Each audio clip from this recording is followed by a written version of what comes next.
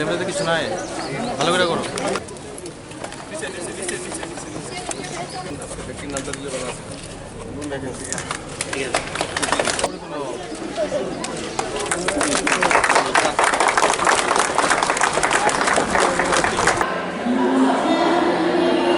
এইরকম চারটা নতুন হয়েছে, পুরানা কিন্তু রিপেয়ার করা হয়েছে।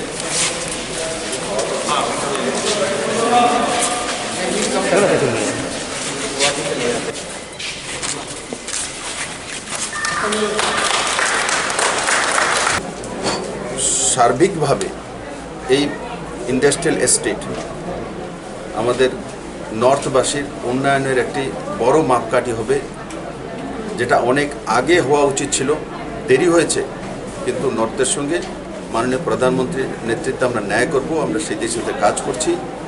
এবং আজকের এই শুভ উদ্বোধনের জন্য আমি আবারও নর্থের সমস্ত জনতাকে অনেক অনেক শুভেচ্ছা জানাই।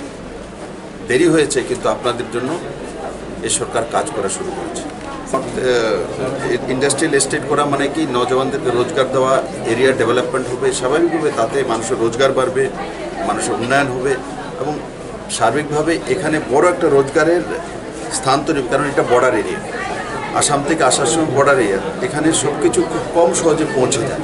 তো যখন পৌঁছে যাবে তখন এখানে যখন ম্যানুফ্যাকচারিং ইউনিট হবে, তার রেট কম হবে, মানুষের যেটা অনেক বেশি এক্সপেন্সেস হয়, খরচা হয়, সেটা কম হবে, তো স্বাভাবিকভাবে রাজ্যবাসী উপকৃত। স্যার প্রথমবেলা কি আগরের হাট হবে স্যার? আপনি বলেন আগরের। হ্যাঁ, নিশ্চিত আগরের বিষয় তো আমরা আগর মিশন বানিয়েছি এবং তাতে সর্বাঙ্গীন উন্নয়নের জন্য আমরা কাজ করছি আগর মিশন।